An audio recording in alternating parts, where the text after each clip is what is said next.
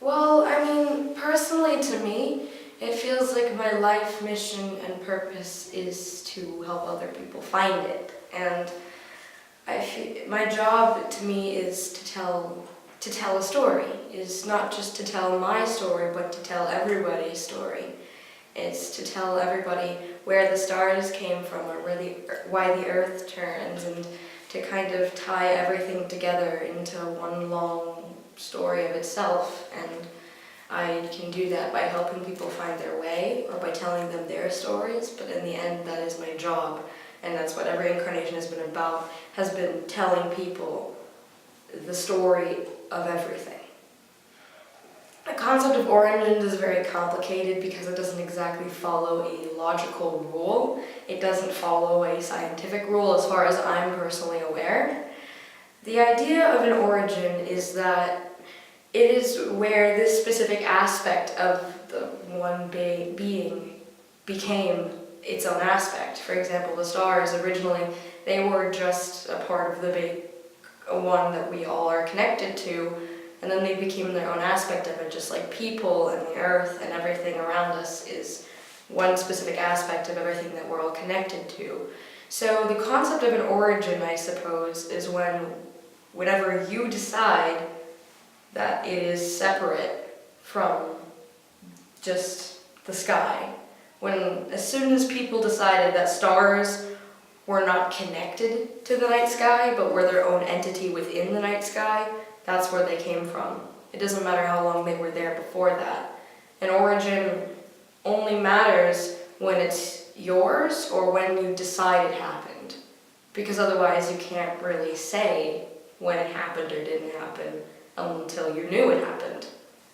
So I guess the concept of an origin is really, in essence, it happened because you decided it happened, or because you believed it happened. And until you believe it, it didn't happen.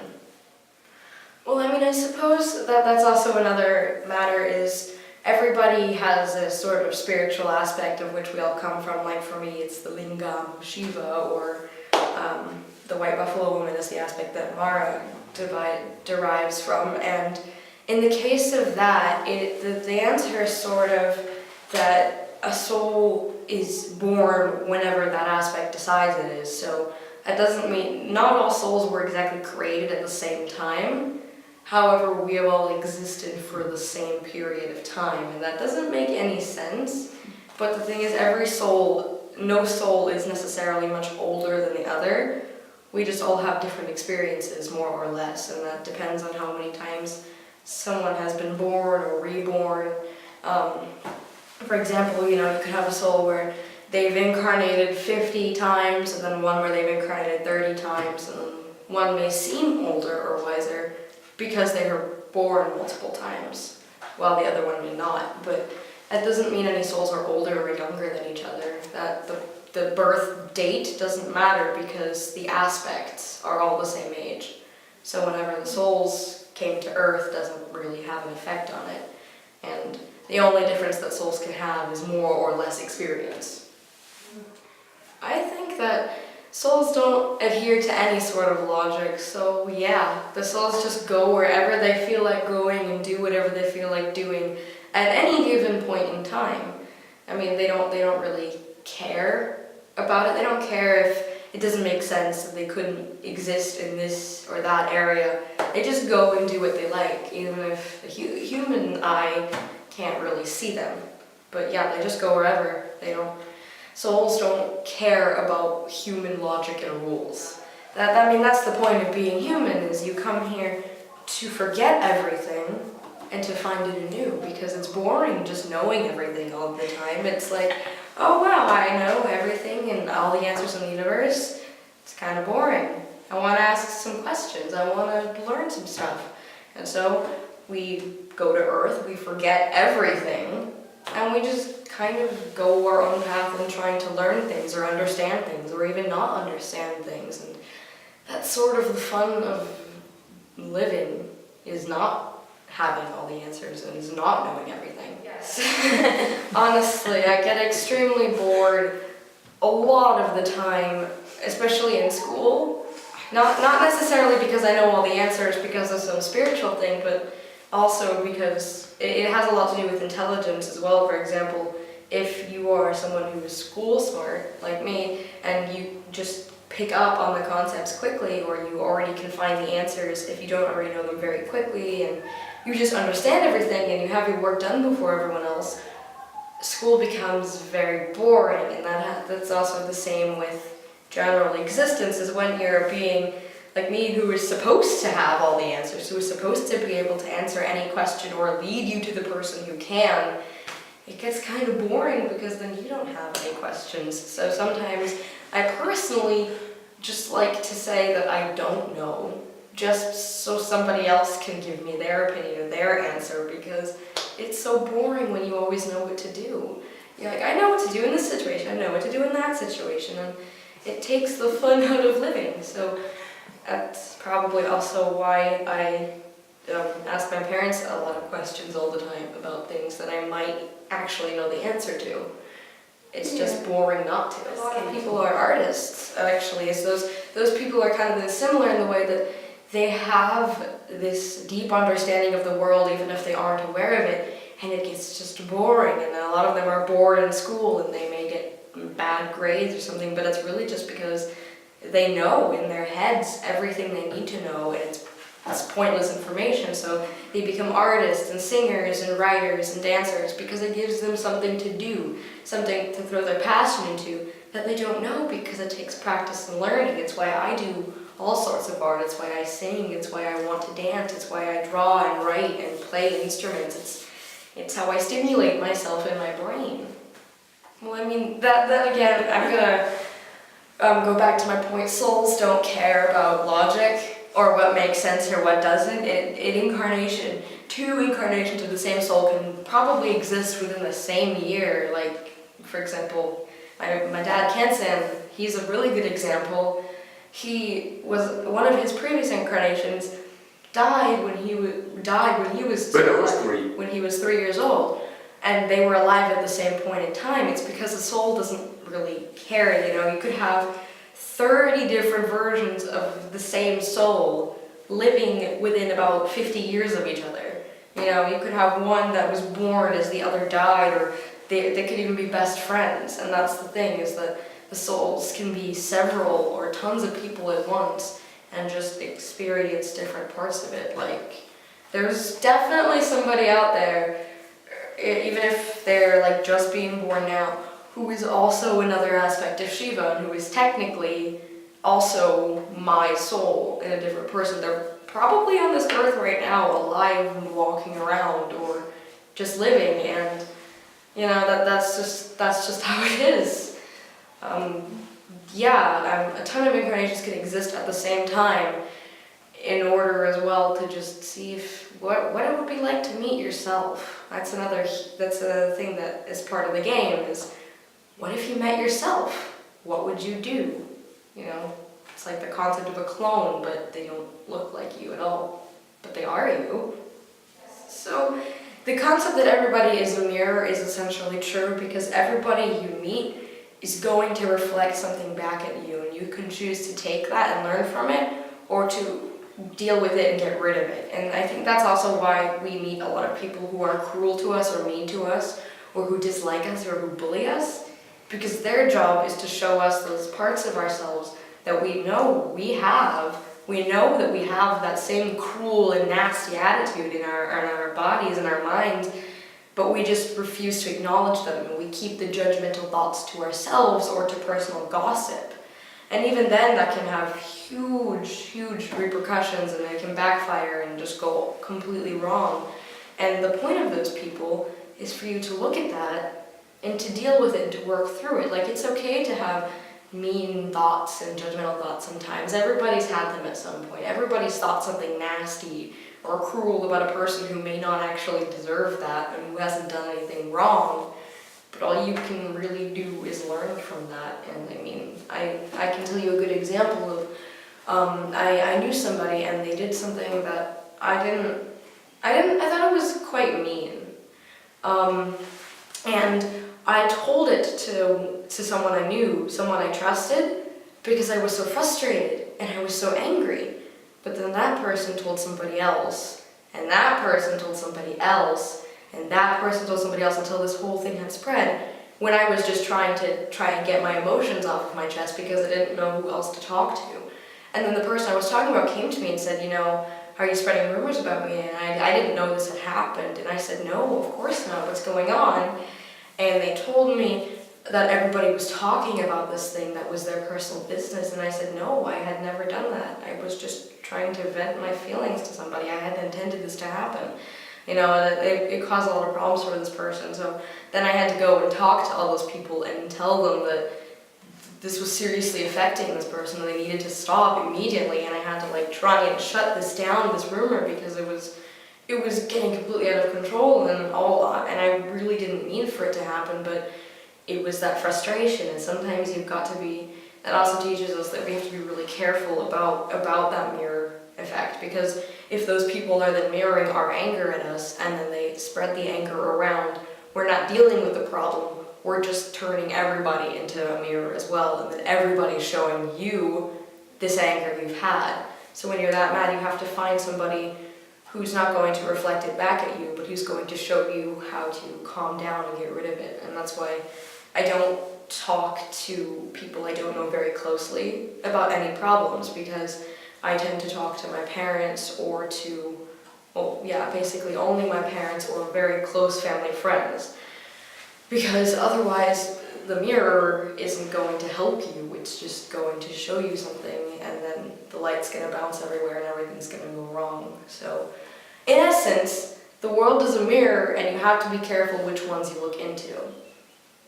Everybody's like that. Humans, we want to be praised, we want to be good, we want to be seen as good.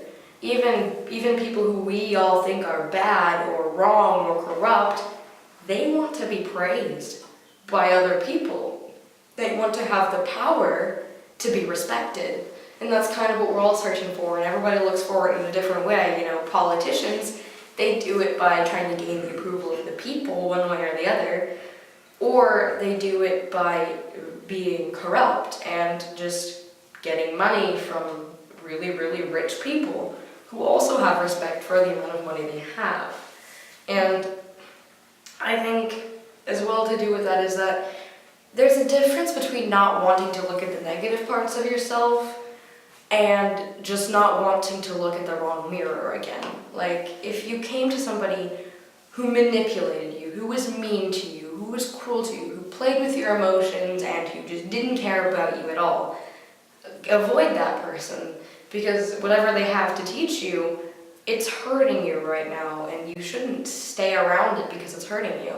However, if you meet somebody who, for example, is maybe just a little mean or gives you harsh criticism or who really takes something you're proud of and just puts it down and points out everything that's wrong, even if it may hurt at that moment, you have to try and see that there's something behind that for you to learn. Even the meanest criticism can have something good or useful in it that you can take out and use it to improve on yourself or on your work or on whatever they were talking about.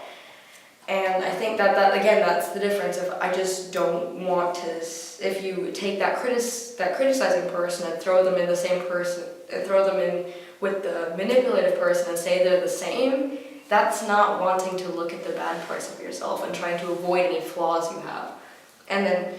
But however, avoiding an emotionally abusive or cruel person is just taking care of yourself and avoiding looking at the wrong person or the wrong lesson to teach you. And then there's a big difference that I think a lot of people forget sometimes.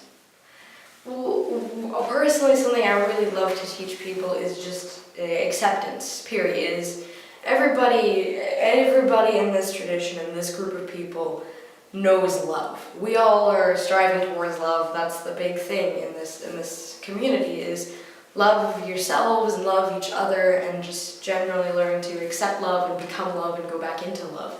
However, I think what a lot of people also forget to teach is acceptance. Is not just, you can't just love somebody and be like, oh, I mean, you do something I don't agree with at all, but I love you anyway. The thing is, sometimes you have to learn to accept that person as well. Because if somebody in my close family is changing themselves or acting in a way that I don't agree with, just loving them isn't enough. I have to also understand that this is what they're doing now, and even if I don't want to be a part of it, I have to accept them like that. I have to say, okay, I'm going to just accept you and love you, and I'm going to say whatever you're doing, if you don't want my help, I'm going to let you do it. I'm not going to force you into anything. And that's also a huge concept with something like homophobia, or, being against gay people, or being against, people of color, all that sort of thing. It also has something to do with acceptance. You can't say, oh, I don't agree with your lifestyle, but I'll love you anyway. You can't say that. That's not really supporting that person. That's not actual love. That's just tolerating them. And if you really do care about this person, you have to accept them, even if you don't understand it, because it's not something that that person can necessarily control.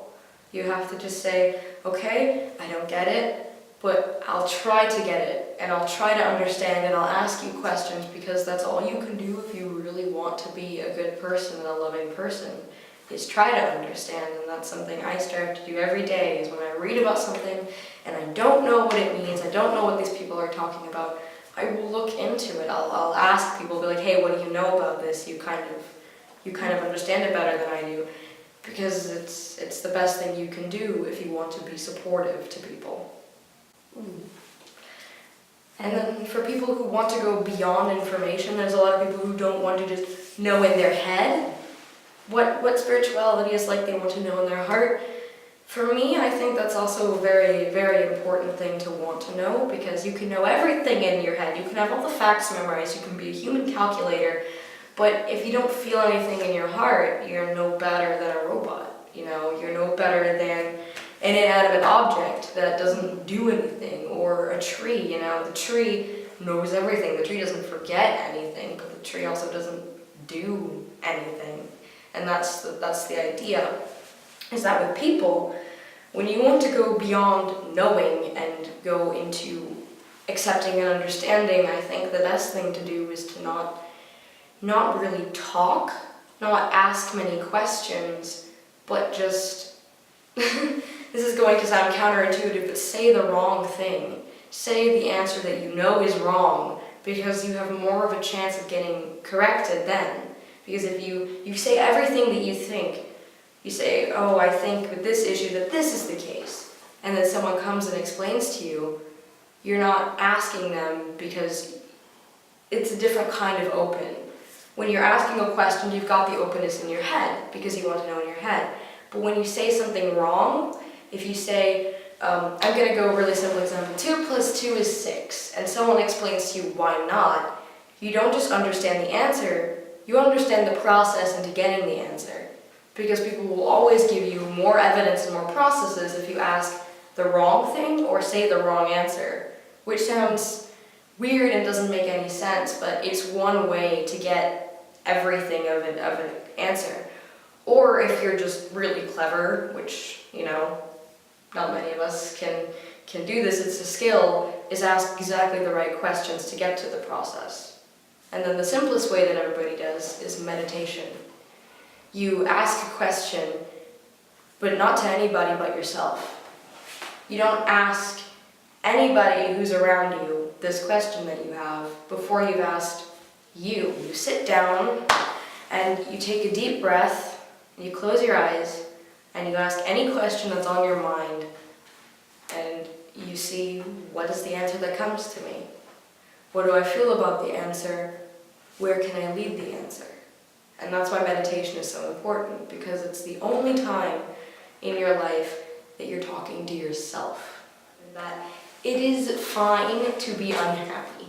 It is perfectly okay to be upset and sad, or depressed and miserable, or just generally not having a good time. That is fine, and nobody should tell you that you can't be sad. You gotta get off your feet and make yourself happy, because sometimes it's not what people need. Sometimes somebody needs to sit there and just be miserable. But in the end, once you're done with that misery, you have to get yourself up to a point where you can find a happiness. You don't have to go, okay, I was sad and now I'm happy and everything's okay. You can also build yourself up again, because nobody can just switch from emotions like that. Nobody can truly switch from emotions that quickly, not without something going wrong in the head or the body. You feel wrong when you do that. So the answer is a lot of people are searching for fake happiness because they don't know how to find real happiness. And spirituality is not the solution for everybody either. This is just one way. For example, for me, spiritual work makes me very happy and I feel really fulfilled doing this work and answering these questions, and I love to answer questions. It's something I've loved doing my whole life, and they can confirm that. But not everybody wants to do spirituality, and that's not wrong either. You're not wrong for not wanting to do spirituality. The only thing you could be wrong for is telling other people that they're crazy. But some people are fulfilled being artists. Some people are fulfilled being, inventors, designers, engineers. Some people are fulfilled making videos and posting them to YouTube and making money off of that. Whatever somebody finds that fulfills them and actually truly makes them love their life and everything they're doing, that is the right fulfillment. The way your purpose in life is honestly just whatever brings you genuine joy. And if following your spiritual path brings you true happiness, then go for it. If, shooting guns or being a policeman or a secret agent or who knows what for a living makes you really happy, then do it. Each path is different for each person, and whatever fulfills them is different for each person.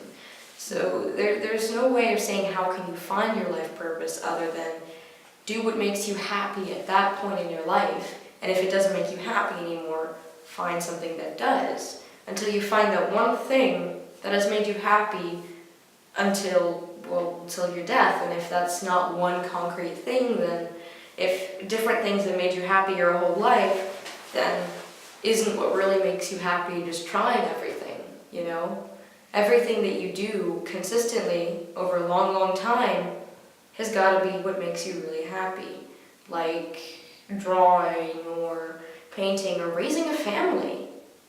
So again, to sum it up shortly, the only way to know what the right path is the path where you don't ever want to look back.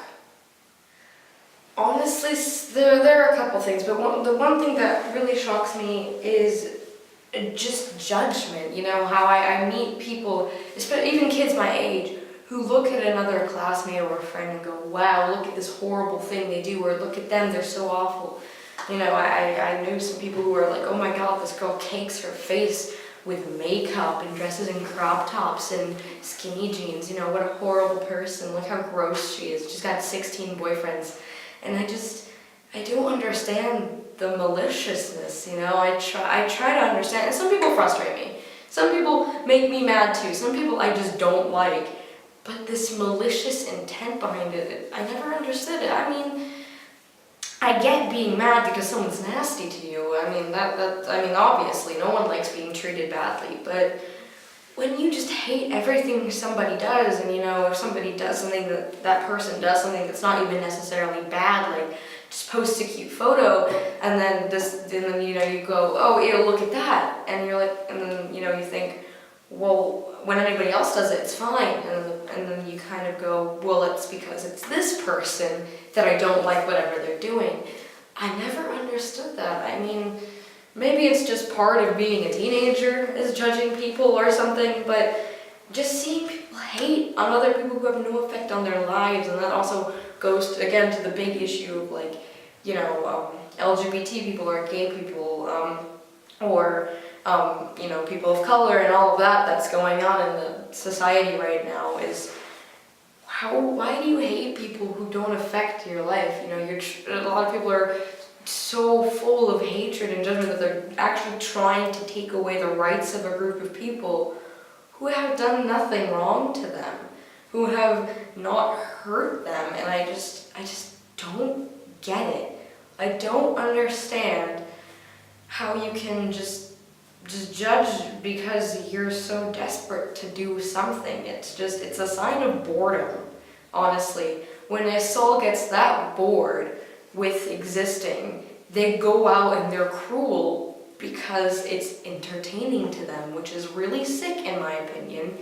But because those people don't want to bother to, find a hobby other than taking a group of people who've done nothing wrong and trying to ruin their lives. And I think that that's something that hugely shocks me, is that how could you just be so full of hatred?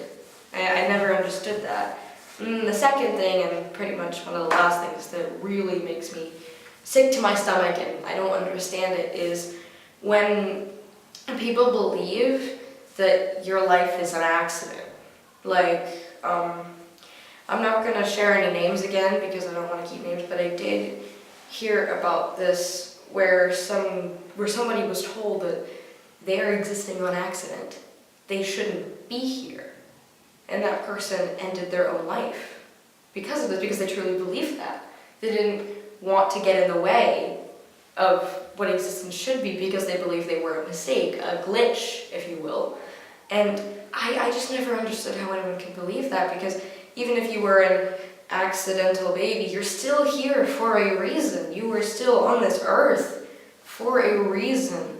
And I think that that's got to be something that a lot of people need to get through their heads, is there are no mistakes in making something. There are no mistakes in being born. When you're here, you as a human can make mistakes. You can drop the pan and burn your hand or ruin the cake. You can do that. That's a human mistake. But you existing is never a mistake. Everybody is here to do something and has a reason to do it.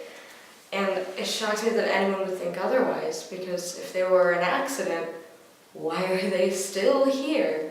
And why has nothing gone horribly wrong yet? Well, a lot of people who kill themselves are people who are, again, they've gone into their sadness and their misery or their depression. A lot of people who kill themselves have depression, and they will go so deep into this heavy, weighing darkness, but they won't go completely into it. They won't go to the very heart of this darkness. They won't completely let go. They'll have this tiny sliver where they're just barely holding on.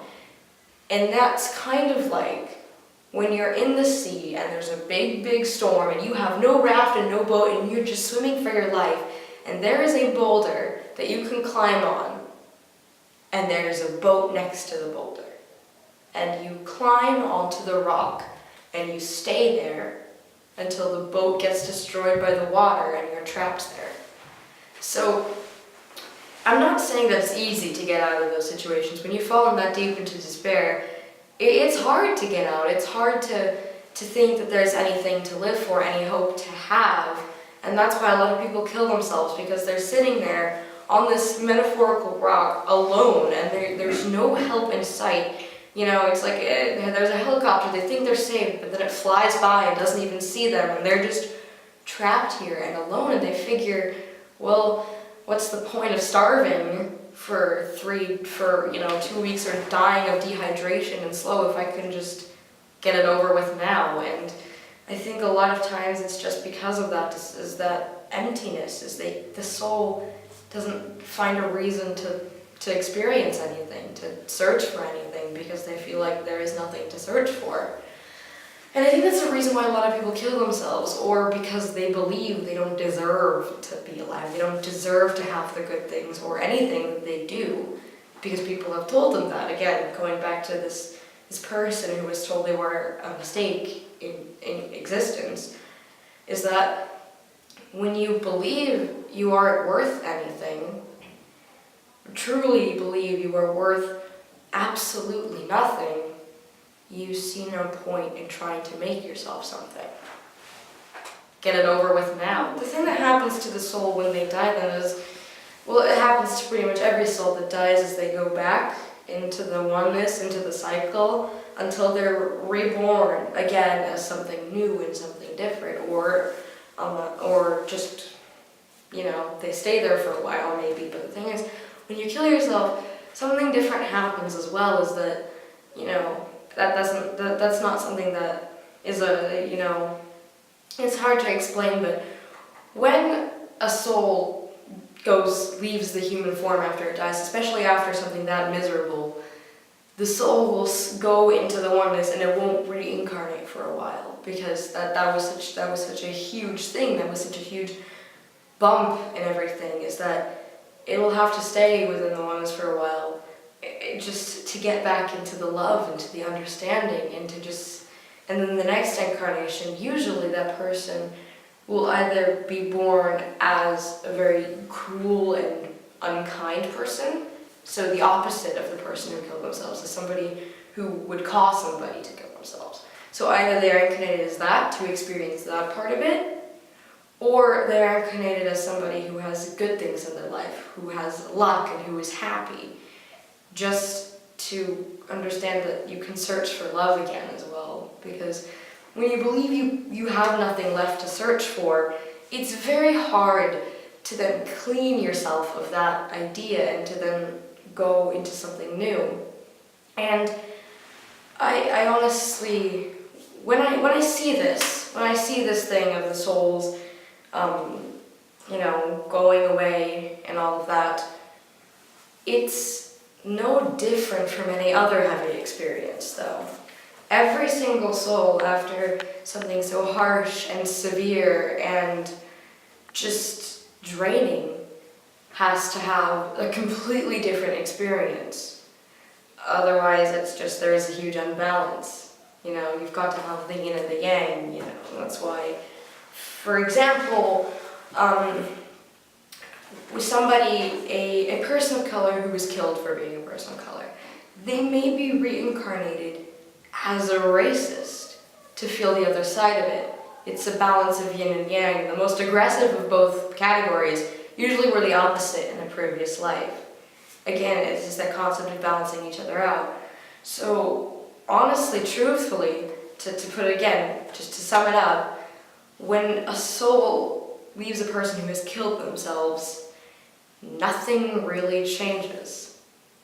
The soul will still exist and the soul will be reborn, but it will leave a lasting impression on the other souls around it. The biggest impression really stays with the other people, because they don't get to leave. They don't get to try again. They're still in this body. They still have to feel the pain of losing that soul. And I don't think that killing yourself is okay, obviously. I'm not trying to say that, oh, it's fine because you just get reborn anyway. I'm saying matter-of-factly that the most painful impact is upon the souls you are around, and the most painful impact is upon realizing the pain that brings, even just to the person who dies, is that when they are born again, they may have to live through that, and they may have to understand when someone around you that you love dies, it's like an empty shell. It's like a hole in your heart, and you don't want it to be there. You just wish that that this person could come back, or that you could forget about it. You could forget that they existed because it hurts so badly, and it's like a habit. Every day you've seen this person, you've talked to this person, you've laughed and loved and been with this person, and they're gone. And that is the heaviest impact that it has. But again, when a soul dies, it doesn't matter how they died, because they will be reborn, and they will experience the opposite. They will experience the other side, and life will go on, but that doesn't mean that it doesn't have an effect on anybody. It doesn't mean that you don't feel a hurt or a pain because of it. Just because the same process happens doesn't mean that your emotions follow the same process. Yeah, I mean, it's almost exactly the same thing, as yin and yang and karma are very interconnected in my world and the people around me. Is yin and yang, you have to experience the opposites. And in karma, whatever you do, it will cycle back to you either more extremely or exactly the same, but never less. And with yin and yang, you have to experience both extremes, never less of the other extreme. So say you're a fantastic and really kind human being, you will meet somebody or know somebody who is cruel and the complete opposite of you. Or you will be that person later in life or in another life. That's yin and yang. And then karma will come around that if you're that bad person, it will cycle back and bad things will happen to you, or something will happen to you that just ruins you. And then if you're a good person, it will cycle back that good things will happen to you, or at least good people will happen to you. And that's a very interconnected concept in the sense of whatever extreme you choose, you will have to deal with that other extreme or the same extreme, but worse. Again, souls don't make any real sense, and neither does karma nor the yin and yang concept. However, if you think about it with your head, none of it's going to make sense. And that was what also I talked about in the earlier question. Don't think with your head. Your head is there for math and, the grocery list. But when you're trying to understand this concept, you understand it in your whole body. You understand it in your whole being, which makes it difficult to explain, but easy to understand when you hear it. So, your soul doesn't learn to be anything. Your soul already is everything. Your soul already has the capability of being incredibly cruel, incredibly kind, incredibly stupid, incredibly smart, extremely this and that. It's just whatever life it chooses to be in that moment that causes them the karma to come. Because if the soul says, okay, I want to be horrible in this life, I want to be the worst person, everyone's going to hate me. Karma's going to say, okay, are you ready to deal with the repercussions? Because it's like actions have consequences. That thing that everybody teaches you when you're a kid is that everything you do is going to have a direct result. So if you do good things, obviously your life will be nice and people will be pleasant and you will have people who love you and who are willing to support you through anything. You will get loyalty. If you are cruel, you will gain fear. You will gain people who follow you out of fear or greed or power lust, which is also something that means if a better option is presented, you will be quickly betrayed. You don't form the same close connections. You don't form this loyalty. People will not be loyal to you if you are cruel unless you are not cruel to them, because people are selfish like that. And then the karma will come along and somebody probably will betray you. You will probably lose your fortune or, die. Get assassinated, who knows? But, they say bad things happen to good people, but bad things also happen to bad people. We just expect it, because karma, in that sense, is ingrained into our heads, even if we don't think about it like that. I suppose what you could say is that no being is inherently evil or good. However, there are beings who try to force you to acknowledge your darkness by hurting you with it. They say, look at you, look at a horrible person you are because you have this darkness, and it's not fun and nobody likes those beings and everybody wants them to leave you alone and to stop. But that's how those beings will show you what to do with the darkness, is by forcing you to be controlled by it, or to just show you it. It's like the concept of the devil. The devil isn't actually some dude with red skin and horns who whispers in your ear and tells you to do bad things. You can't blame him for that. All the devil really does is show you your power. What you do with that power is only your fault. And that's you cannot blame him for the action you chose to take. And that's the same with the darker or the lighter beings.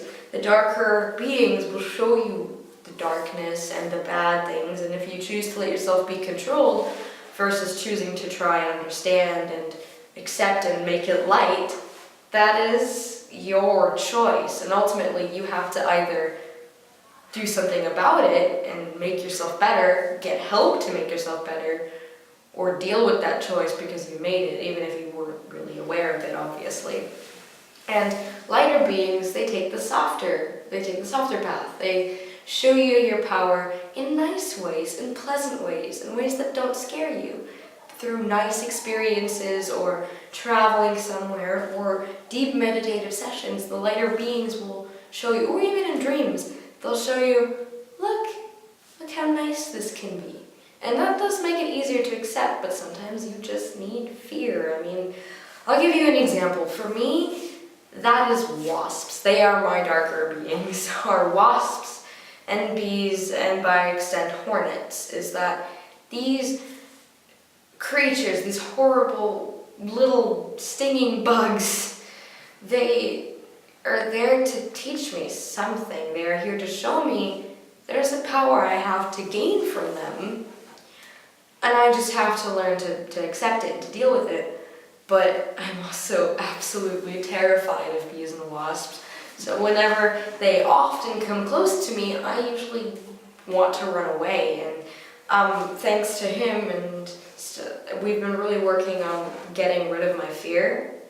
So I've been getting better. I can already stay in the area when I see a bee, and I can stay sitting at a table when there's a bee flying around. But you have to, when something dark like that comes to you, when something that you're so afraid of comes to you like that, you have to try and learn to deal with it. You have to stay there, because if you run away, it's going to chase you. The Divine Mother is really just the aspect, or that's why she's called the Mother, the parental force that sort of guides us as people. When you look at, for example, I'm going to use Mara as an example. If you look at how she channels the Divine Mother, it's like she's a mom to everybody. She's a mom to all of the people in the spiritual community. She's a mother to everybody who doesn't know how to deal with her problems. And that's something that Mara, it's a concept that Mara has to deal with, is that she is like a mother to all, and she wants to take away the problems of her children. And she has to learn that through the other aspects of the Divine Mother, that her children must learn to face their problems on their own, and the best you can do is help them through it. And then, for example, if you say the way I'm channeling the Divine Mother is that I am also sort of the motherly friend to all of my friends, but more in the sense that I give them a guidance and a way to go. And a concept I have to understand is that I can't always give a guidance to people. Sometimes I just have to let them be and let them do whatever they're going to do. And that's kind of the thing. Everybody has the aspect of the Divine Mother. Even if you aren't particularly a very motherly person or a very parental person, you still have the aspect that you have a way of guiding people or being a parent in one way or the other. And in a way you guide people. So the Divine Mother really is just this being, this overlying being that we all are.